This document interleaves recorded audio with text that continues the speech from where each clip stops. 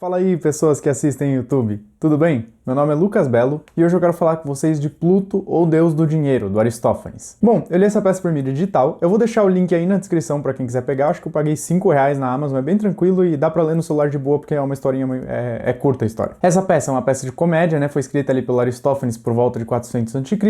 e foi uma das peças que eu menos achei referência pra pesquisar sobre na internet, etc. Eu achei acho que 2 artigos que estavam em inglês, e, tipo, eles nem eram tão bons, eles nem falavam tanto da peça, então eu vou tentar desenrolar meio que eu achei mesmo. Primeiro que, pelo que eu entendi, essa foi uma peça um pouco mais tardia do autor, então ela traz um certo aspecto diferente. Dá pra perceber isso na peça mesmo. Ela não é do mesmo estilo das rãs, Lisístrata, as nuvens, que são as mais clássicas, por assim dizer. Mas, ainda assim, é uma peça do Aristófanes e não deixa de ser engraçada e não deixa de ser muito interessante. Até porque as peças dele, como a gente sabe, giram em torno de assuntos que parecem ser muito contemporâneos, recentes, assim, parece que se quer hoje, e essa peça não vai ser de outro jeito. Meio que o assunto principal vai girar em torno de que as pessoas fazem tudo por dinheiro. De que, de certa forma, toda ação humana, todo incentivo humano vem do dinheiro e vem do poder que ele dá para as pessoas. É muito interessante você entrar em contato com esse tipo de assunto já lá na Grécia Antiga, sabe? Tipo, mais de 2.000 anos atrás os caras já estavam falando disso. Mas então é o seguinte, eu vou colocar o nome dos personagens aí na tela, eu vou ir discutindo um pouco a história e aí eu vou dando os pontos conforme eu falo algumas coisas sobre ela. A história vai começar com o seguinte, o Crêmilo, que é um dos personagens principais, ele vai a um oráculo porque ele quer saber, tipo, como melhorar a vida dele, do filho dele, e o oráculo vai basicamente recomendar pra ele o seguinte, você saindo daqui do templo, você vai seguir a primeira pessoa que você vê pela sua frente, e você vai insistir pra que ela vá na sua casa depois. E é exatamente o que vai acontecer, o Crêmilo ele vai sair do templo, ele vai ver um velho cego e vai começar a seguir ele, e depois vai falar na história, né, esse velho cego é o Pluto, o deus do dinheiro. E o fato dele ser cego é muito emblemático pra história, porque vai ser falado que Zeus, na verdade, deixou ele cego pra ele não poder conseguir distinguir entre os justos e os injustos. Então, o dinheiro, ele é cego, ele não consegue favorecer os honestos, ele só favorece os caras de mau caráter. É falado isso a peça inteira, o dinheiro só tem bastante dinheiro aqueles que são injustos e de mau caráter. Até um ponto que é interessante que o próprio Pluto vai falar lá na história é que quando as pessoas ficam ricas, elas começam a ficar super maldosas, a maldade dela ultrapassa qualquer limites. Então não exatamente, mas fica meio de fundo aquela história de tipo, o poder corrompe, o dinheiro corrompe, mas tem mais aspectos nessa história que vão discutir sobre isso que eu vou comentar aqui. Mas o que vai acontecer é que o Crêmilo e o Carium, que era o seu escravo, vão conseguir convencer o Pluto a ir pra casa com eles e pra ele ser curado da cegueira dele por um outro deus. E vai ser bem interessante o jeito como eles convencem o Pluto, porque eles vão convencer ele de que ele é o deus mais poderoso, tipo, o dinheiro é o que dá o mais poder. Tanto que um dos argumentos que eles usam é, da onde que vem todo o poder de Zeus? Vem do dinheiro que ele tem. E da onde que vem o dinheiro? Vem de você, então você é mais poderoso do que Zeus. Eles vão até falar que, tipo, se as pessoas tivessem dinheiro, elas sequer fariam sacrifícios para os deuses. Isso vai ser um negócio que vai ser comentado durante a peça inteira, que eu vou falar mais vezes aqui, é praticamente parte do núcleo da peça, de que as pessoas fazem tudo por dinheiro, inclusive sacrifícios e as suas preces aos deuses. Então, eles convencem o Pluto de que, cara, você é o deus mais poderoso que tem e é sem dúvidas isso. Eles vão falar até um negócio interessante sobre ganância na peça, porque eles vão dizer, tipo, os homens, eles se saciam de tudo, menos do dinheiro. Quanto mais dinheiro você tem, mais dinheiro você quer. Então o Pluto, de certa forma, era o deus absolutamente mais poderoso. Bom, eles vão convencer o Pluto a ir lá pra casa deles e a curar a cegueira dele. E o que significava curar essa cegueira? Significava que agora o Pluto ele só ia dar dinheiro aos bons, aos justos e aos honestos. Então o dinheiro ia parar de ser cego e ia acabar caindo na mão só de pessoas más. E aí vai ter uma parte super interessante que vai ser o seguinte, a pobreza ela vai aparecer como um personagem da peça mesmo e ela vai começar a discutir com o Crêmilo o porquê que ela é melhor. O porquê de ser melhor de os homens conviverem com a pobreza, ao invés de ter tipo uma fonte infinita de dinheiro com o Pluto deixando de ser cego lá. E o argumento da pobreza é que se você repartisse o dinheiro igualmente entre todas as pessoas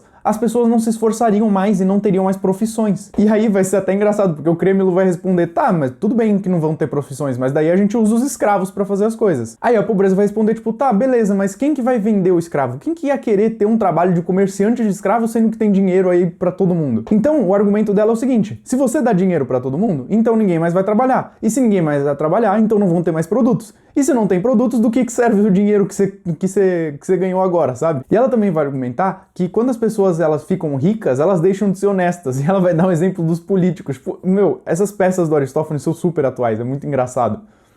Porque ela vai falar que, tipo, não, quando o político é pobre e ele tá concorrendo lá, você pode ver que ele é super honesto, super bondoso, não sei o quê. Depois que ele fica rico e já tá no cargo e etc, ele vira o maior injusto, o maior tirano da história. E mesmo com esses argumentos super bons da pobreza, o Cremilo vai meio que tipo, ah, não, mas eu não tô nem aí pra isso, a gente vai fazer um negócio de dinheiro mesmo, você tá querendo me convencer que a pobreza é melhor do que ter dinheiro, cara? Que é isso? E o Cremilo, tipo, só manda ela embora e nem liga. E aí ele e o Carion vão levar lá o Pluto, ele vai ser curado da cegueira e vai começar a distribuição de dinheiro a partir da casa do Cremilo, onde o Pluto vai ficar agora. E o que é interessante é que a partir desse momento vão começar a aparecer uns outros personagens. Um deles vai lá reclamar que tipo, pô, como assim? Agora eu perdi todo o meu dinheiro, vocês estão aí esbanjando, o que aconteceu? Ou seja, fica subentendido que ele era desonesto, que ele ganhou dinheiro, que ele tinha dinheiro por causa que ele era desonesto. Agora, o Pluto ele enxergava, então ele só dava, o dinheiro só ia aos honestos e às pessoas justas. Só que o que acontece depois é brilhante, brilhante, porque o homem que ele vai lá reclamar, fica subentendido que ele era um cara mau. Só que ele vai lá reclamar, tipo, pô, o que aconteceu? E aí o Carion e um homem justo que tava lá com ele também, eles vão falar exatamente isso aqui pro cara. Tomara que você e sua testemunha morram de fome. É isso mesmo, e com a barriga completamente vazia. Ou seja, o Carion e esse cara que era o homem justo, eles eram bons, eles, tipo, estavam entre as pessoas que recebiam dinheiro agora. Eles mal ganharam o dinheiro e o poder, eles já estavam sendo meio maus, tipo, metendo pau nesse cara. E aí fica subentendido de novo aquele negócio de quem ganha dinheiro, quem ganha poder, etc, acaba se corrompendo e caindo no mal. E vai ser interessante porque o resto da história vai girar em torno do seguinte: todos, inclusive os deuses, estavam deixando seus postos pra ir lá festejar com Pluto. Por causa que tava rolando uma festa lá, com o dinheiro abundante que eles estavam tendo lá na casa do Cremilo. O próprio Hermes, pra quem não conhece, é o deus mensageiro na mitologia. Ele vai lá entregar uma mensagem pro Carion e pro Cremilo lá, de que Zeus estava super zangado, porque agora as pessoas não faziam mais sacrifícios para ele, porque todas tinham dinheiro, etc. Mas ele mesmo, depois de mandar essa mensagem de Zeus, ele vai pedir pros caras para ficar lá. Ele pede pra, tipo, deixar de servir a Zeus e começar...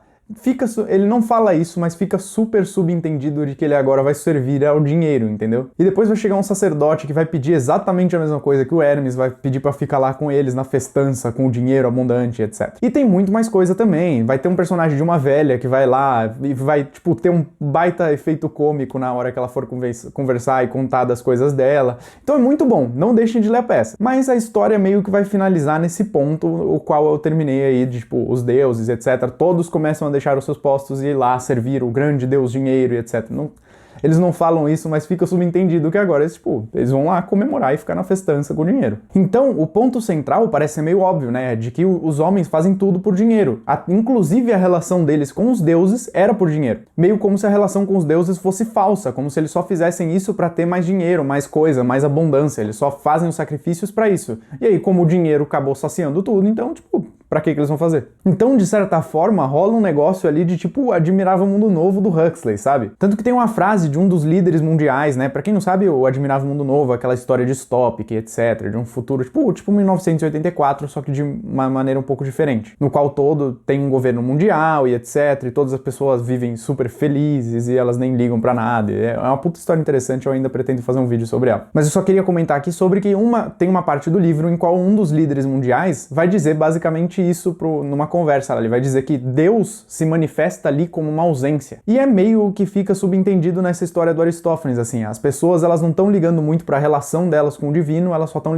só querem a abundância e o poder material para elas. E aí, quando você sacia tudo, Deus se manifesta como uma ausência, que nem fala lá no Admirável Mundo Novo. E nessa peça do Aristófanes vai acontecer que o quê? As pessoas simplesmente vão deixar os deuses, porque elas não precisam mais. Os próprios deuses vão deixar de servir aos postos deles. Então, daria pra fazer um negócio meio platinho aqui, tipo, falar aquela frase do Manifesto Comunista de que, tipo, o capital, né, ele vai ruindo as tradições, etc, e tudo se desmancha no ar. Mas lembrando que eu tô viajando um pouco aqui. Se alguém tiver alguma crítica ou quiser falar alguma coisa desse tipo, pode botar aí nos comentários, a gente conversa um pouco. Mas eu achei muito interessante isso, porque...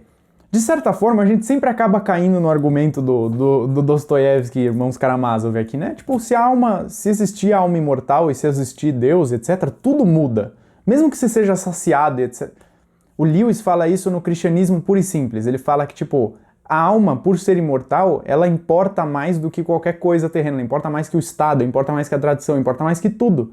Porque ela tem um valor intrínseco que é muito maior, mesmo do ponto de vista temporal. Tipo, ela é imortal, enquanto as coisas daqui vão inevitavelmente perecer. Se você considera isso, você meio que nunca cai num Admirável Mundo Novo ou no Aristófanes aqui, mesmo que você sacie todo mundo com dinheiro e tal, mas...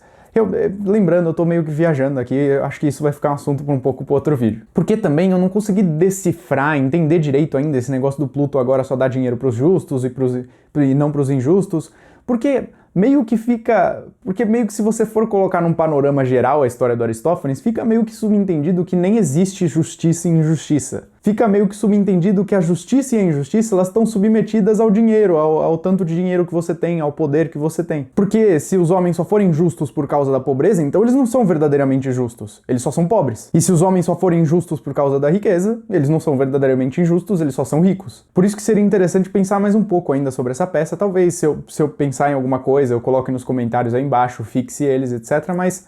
relembrando, se você tiver alguma opinião, alguma coisa aí, deixe nos comentários pra gente conversar. E bom, esse foi o vídeo. Eu espero que vocês tenham gostado. Se vocês tiverem gostado, se inscrevem no canal que eu vou trazer mais vídeos de literatura, de resenhas de literatura, resenhas de filosofia, etc.